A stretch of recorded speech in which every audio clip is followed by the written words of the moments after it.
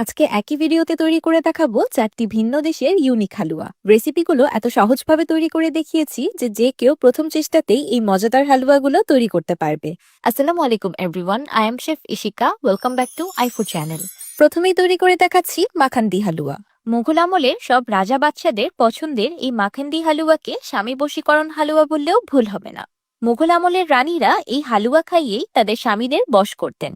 মাখেন্দি হালুয়া বানানোর জন্য আমি প্রথমে একটি মিক্সিং বলে দিয়ে দিলাম 1 কাপ বা 180 গ্রাম সুজি।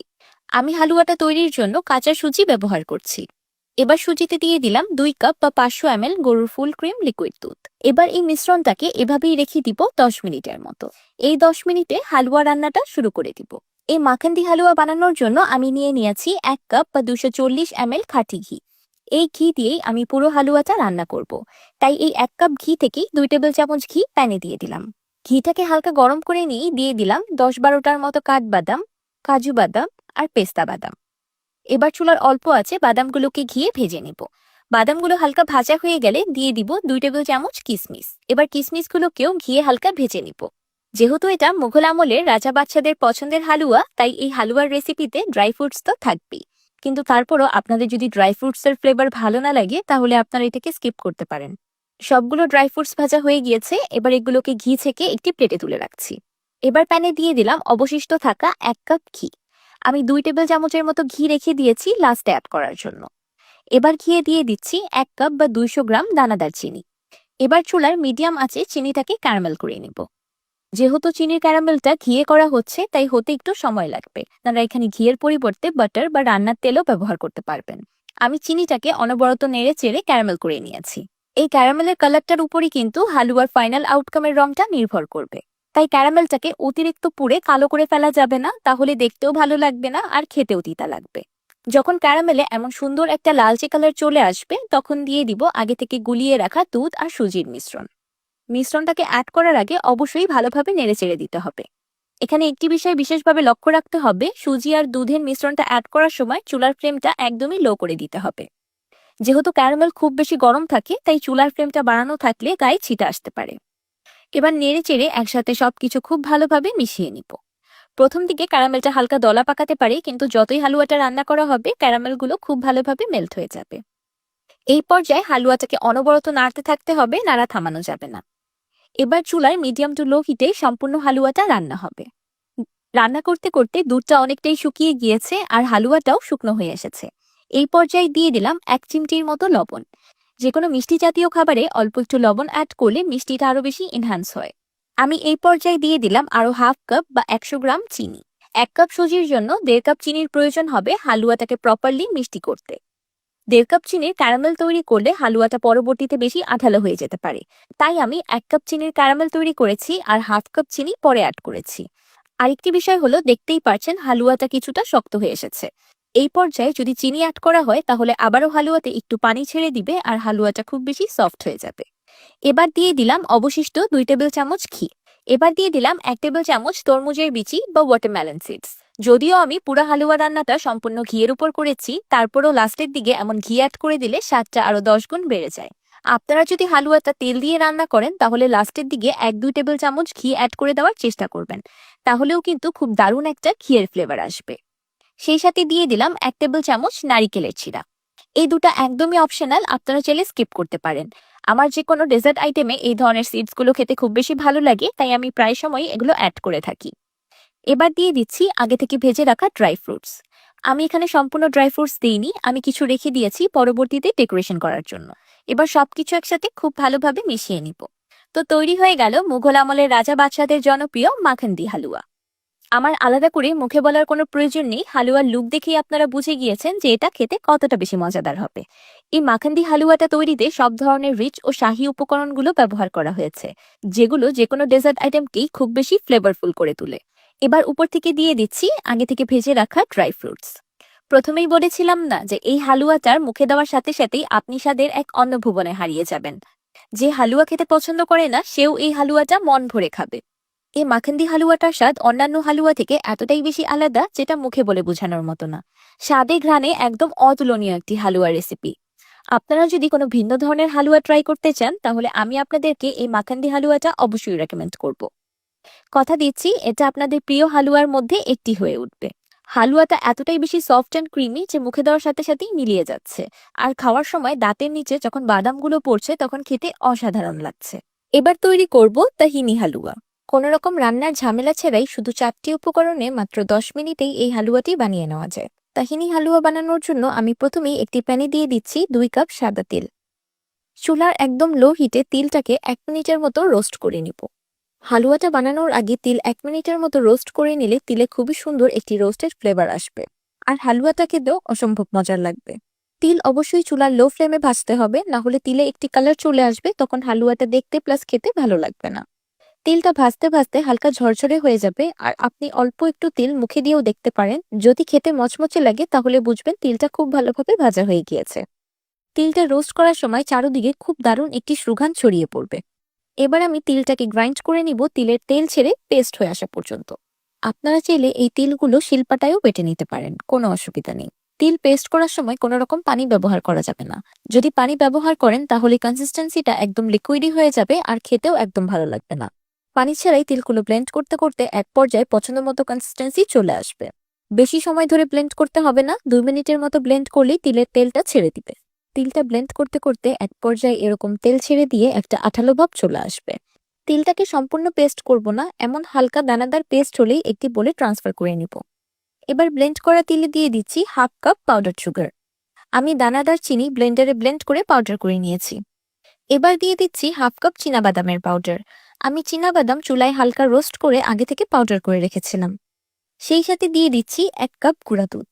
এবার একটি স্প্যাচুলা দিয়ে উপকরণগুলো হালকা মিশিয়ে নিব। সবকিছু একসাথে ভালোভাবে মিশানোর সুবিধার্থে আমি হাত দিয়ে মথে নিচ্ছি। চুলায় রান্না করার ঝামেলা ছাড়া বা অনেক সময় ধরে নেড়ে নেড়ে হালুয়া বানাতে না চাইলে আপনারা ঝটপট এই হালুয়াটি বানিয়ে নিতে পারেন। হাত দিয়ে মেখে নেওয়ার পর হালুয়ার কনসিস্টেন্সিটা কিছুটা এরকম হবে। হাত দিয়ে চাপ দিলে মুঠু হয়ে যাবে, আবার চুরমুর করে ভেঙেও যাবে। এবার আমাদের তাহিনি হালুয়ায় দিয়ে দিচ্ছি 100 গ্রাম মেল্টেড বাটার। আপনারা এখানে বাটারের পরিবর্তে ঘিও ব্যবহার করতে পারেন, কিন্তু ট্রেডিশনাল টার্কিশ তাহিনি হালুয়ার ফ্লেভার পেতে হলে অবশ্যই বাটার ব্যবহার করতে হবে। এবার বাটারটাকে সবকিছুর সাথে খুব ভালোভাবে মিশিয়ে নিব। মিশাতে মিশাতে এক পর্যায়ে সবকিছু একসাথে খুব ভালোভাবে ইনকর্পোরেট হয়ে যাবে। এই পর্যায়ে দিয়ে দিচ্ছি 1 চা চামচ ভ্যানিলা এসেন্স। ভ্যানিলা এসেন্সের পরিবর্তে আপনারা এখানে রোজ ওয়াটারও ব্যবহার করতে পারেন। ভ্যানিলা এসেন্সটাকেও খুব ভালোভাবে মিশিয়ে নিব। আমাদের হালুয়া কিন্তু রেডি। এবার একটি মোল্ডে সেট করে নিব। আপনারা আপনাদের পছন্দ অনুযায়ী যে কোনো মোল্ড, বাটি বা বক্সে সেট করে নিতে পারেন। একটি স্প্যাচুলার সাহায্যে হালুয়াটাকে চেপে চেপে সেট করে নিচ্ছি। এবার উপর থেকে দিয়ে দিব অনেকগুলো পেস্তা বাদাম। এই পেস্তা বাদামটা শুধু ডেকোরেশনের জন্য না, তাহিনি হালুয়াতে এই পেস্তা বাদামটা খুবই ইম্পর্টেন্ট। আমি পেস্তা বাদামগুলো মাঝখান থেকে একটি টুকরো করে নিয়েছি। আপনারা আপনাদের পছন্দ মতো করে পেস্তা বাদাম কেটে নিতে পারেন। তিলের হালুয়াটা খাওয়ার সময় যখন দাঁতের নিচে এই পেস্তা বাদামটা পড়বে তখন খেতে অসম্ভব মজার লাগবে। এবার আমি হালুয়াটাকে সেট হতে রেখে দিব 30 মিনিটের মতো। 30 মিনিট পর আমি হালুয়াটাকে ডিমোল্ড করে নিব। সফট অ্যান্ড ক্রিমি তিলের এই হালুয়াগুলো মুখে দিতেই একদম মিলিয়ে যাবে। এবার হালুয়াটাকে আমার পছন্দ মতো করে কেটে নিব। তো তৈরি হয়ে গেল আমার different and delicious Turkish tahini হালুয়া। এই তাহিনি হালুয়া আমাদের বাংলাদেশের অন্যান্য হালুয়া থেকে খেতে খুবই আলাদা আর দারুণ মজা। আপনারা যদি কোনো ডিফারেন্ট টাইপের হালুয়া ট্রাই করতে চান তাহলে এই তিলের হালুয়াটা অবশ্যই ট্রাই করতে পারেন। যে কোনো উৎসবে বা আয়োজনে আপনারা এই হালুয়াটি মিষ্টি বা ডেজার্ট হিসেবে অনায়াসে পরিবেশন করতে পারবেন। ছোট থেকে বড় সবাই খেতে খুব পছন্দ করবে। আপনারা যদি এই তাহিনি হালুয়াটার healthy and sugar free version try করতে চান তাহলে এখানে চিনির পরিবর্তে হানিও ব্যবহার করতে পারেন। হানি দিয়ে বানালেও এই হালুয়াটি খেতে খুব ভালো লাগবে। দেখি বুঝতে পারছেন হালুয়াগুলো কতটা সফট হয়েছে। এখন তৈরি করে নিব ডিমের মনসুর হালুয়া। বাজি ধরে বলতে পারবো কেউ বুঝতেই পারবে না এই হালুয়া ডিম দিয়ে তৈরি। বিশ্বাস করুন, এর থেকে সহজ ও মজাদার হালুয়ার রেসিপি দ্বিতীয়টি নেই। ডিমের মনসুর হালুয়া বানানোর জন্য আমি প্রথমেই নিয়েছি 4টি মুরগির ডিম। আমি এখানে রুম টেম্পারেচারে থাকা ডিম ব্যবহার করছি। আপনারা ইচ্ছে করলে ফ্রিজে থাকা ডিমও ব্যবহার করতে পারবেন, কোনো অসুবিধা নেই।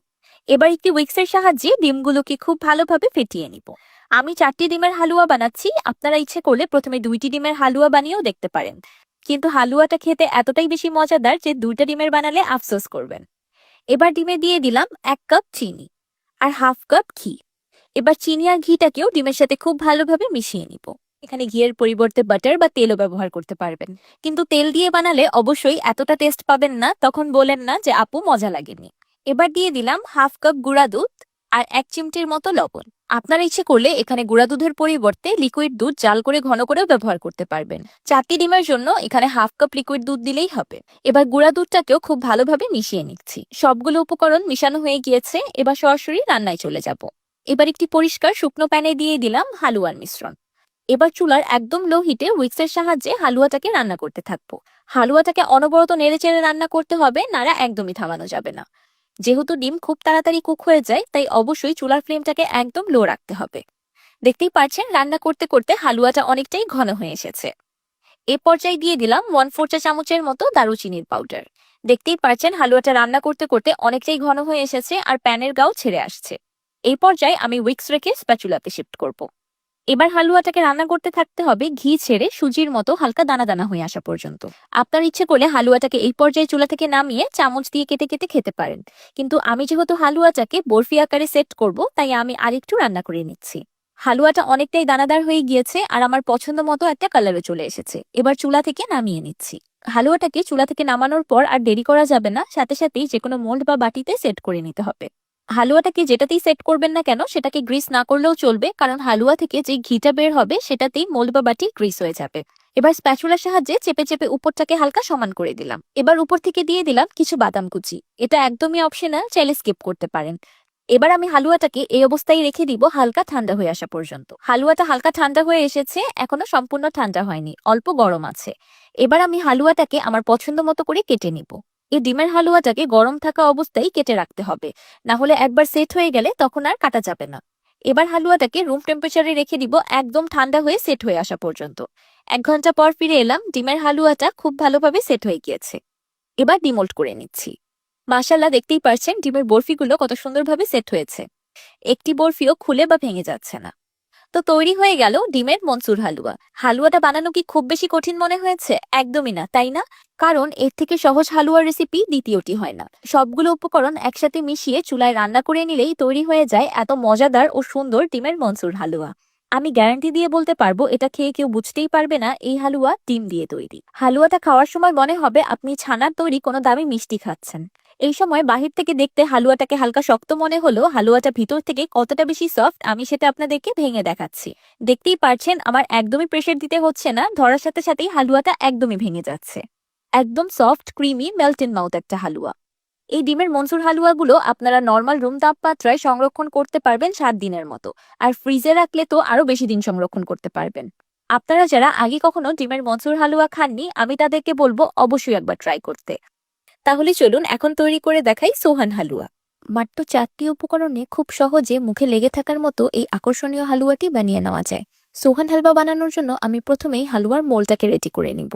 আমি হালুয়াগুলো বানানোর জন্য একটি মাফিন মোল্ড নিয়ে নিয়েছি। এবার অল্প একটু তেল দিয়ে মোল্ডটাকে ব্রাশ করে নিব। অথেন্টিক সোহান হালুয়া দেখতে একদম রাউন্ড পয়সার মতো হয়, সেই শেপটা দেওয়ার জন্য আমি এই মাফিন মোল্ডটার ব্যবহার করেছি।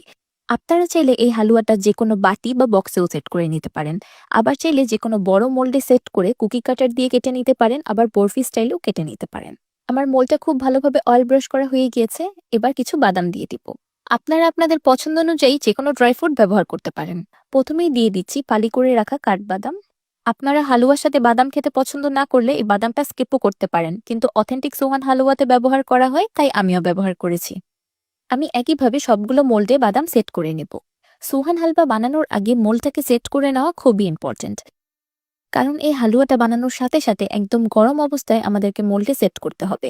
একবার হালুয়াটা তৈরি হয়ে গেলে তখন আর মোল্ড রেডি করার টাইম থাকবে না। তাই চেষ্টা করবেন আগে মোল্ডটাকে রেডি করে তারপর বানানোর প্রসেসিং শুরু করতে। আমাদের মোল্ড একদম রেডি। এবার আমরা হালুয়ার প্রিপারেশন করে নিব। সেই জন্য একটি মিক্সিং বলে দিয়ে দিচ্ছি 5 টেবিল চামচ ময়দা আর 5 টেবিল চামচ গুঁড়া দুধ। আমি আজকে একদম কম হালুয়া বানিয়ে দেখাবো, তাই উপকরণগুলো কম নিয়েছি। আপনারা চাইলে বেশি করেও বানাতে পারেন। পরিমাণটা কিছুটা এমনই হবে, যতটুকু ময়দা নেবেন ঠিক ততটুকুই গুঁড়া দুধ নিতে হবে। এবার গুঁড়া দুধ আর ময়দাটাকে খুব ভালোভাবে মিশিয়ে নিব। আপনারা এখানে ময়দার পরিবর্তে আটাও ব্যবহার করতে পারেন, কোনো সমস্যা নেই। এবার হালুয়াটাকে রান্না করার পালা। সেই জন্য একটি প্যানে দিয়ে দিচ্ছি 1/3 কাপ ঘি।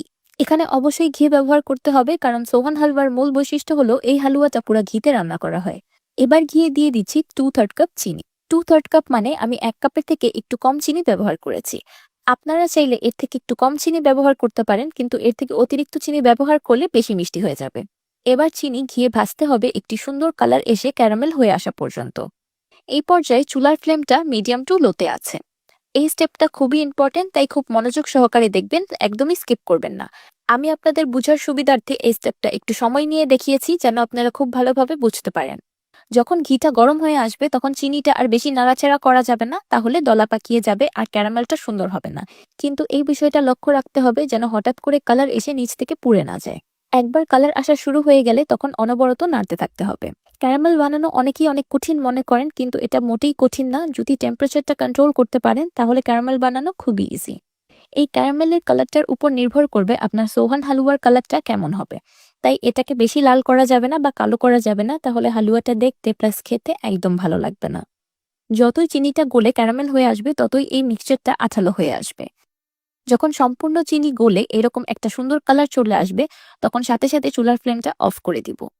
চুলা থেকে নামানোর পর এই ঘি আর ক্যারামেলের মিশ্রণটাকে 30 সেকেন্ডের মতো নেড়ে টেম্পারেচারটাকে হালকা ঠান্ডা করে নিতে হবে। অতিরিক্ত ঠান্ডা করে ফেলা যাবে না, তাহলে ক্যারামেলটা শক্ত হয়ে যাবে। গরম অবস্থাতেই আগে থেকে মিলিয়ে রাখা এই শুকনো উপকরণটাকে দিয়ে দিতে হবে। এই গরম ঘি আর ক্যারামেলের মিশ্রণে গুঁড়া দুধ আর ময়দা খুব ভালোভাবে কুক হয়ে যাবে। মিলাতে মিলাতে মিশ্রণটা কিছুটা এরকম হয়ে যাবে। ক্যারামেলে শুকনো উপকরণগুলো দেওয়ার সাথে সাথে খুব ফাস্ট মিলিয়ে নিতে হবে, না হলে মিক্সচারটা জমে যাবে। অতিরিক্ত মিক্স করতে করতে হালুয়াটাকে ঠান্ডা করে ফেলা যাবে না, গরম থাকতে থাকতেই মোল্ডে সেট করে নিতে হবে। গরম থাকতে থাকতেই মোল্ডে ট্রান্সফার না করলে কড়াইয়ের মধ্যেই হালুয়াটা বসে যাবে। যদি আপনাদের মিক্স করতে করতে হালুয়াটা ঠান্ডা হয়ে যায় আর কড়াইয়ের মধ্যেই শক্ত হয়ে যেতে নেয়, তাহলে আপনারা আবার গরমও করে নিতে পারবেন।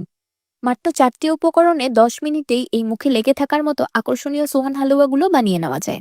আপনারা হয়তো মনে করতে পারেন যে ময়দা বা গুঁড়া দুধটা কাঁচাই রয়ে গেছে, তা কিন্তু একদমই না, কারণ ঘি আর ক্যারামেলটা এত বেশি গরম ছিল সেই তাপেই ময়দা আর গুঁড়া দুধ কুক হয়ে গিয়েছে।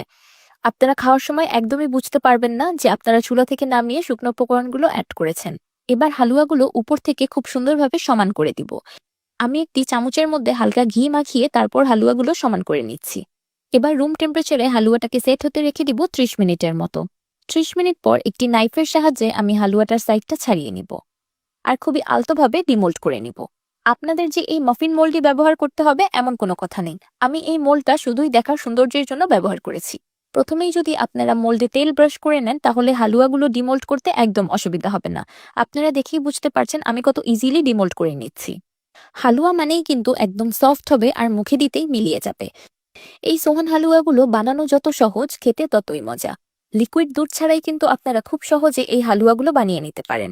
হঠাৎ হালুয়া খেতে ইচ্ছে করলে ঝটপট চটজলদি বানিয়ে নেওয়ার জন্য একটি বেস্ট হালুয়া রেসিপি। খেয়ে কেউ বুঝতেই পারবে না যে আপনি মাত্র 4টি উপকরণে 10 মিনিটে এই হালুয়াগুলো বানিয়ে নিয়েছেন।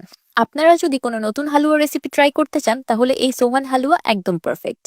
আপনাদের কোন হালুয়া খেতে সবচেয়ে বেশি ভালো লাগে আপনারা আমাকে কমেন্ট করে জানাতে পারেন। ভিডিওটি ভালো লাগলে একটি লাইক দিবেন আর আমার চ্যানেল সাবস্ক্রাইব করে আমার চ্যানেলের পাশেই থাকবেন। আল্লাহ হাফেজ।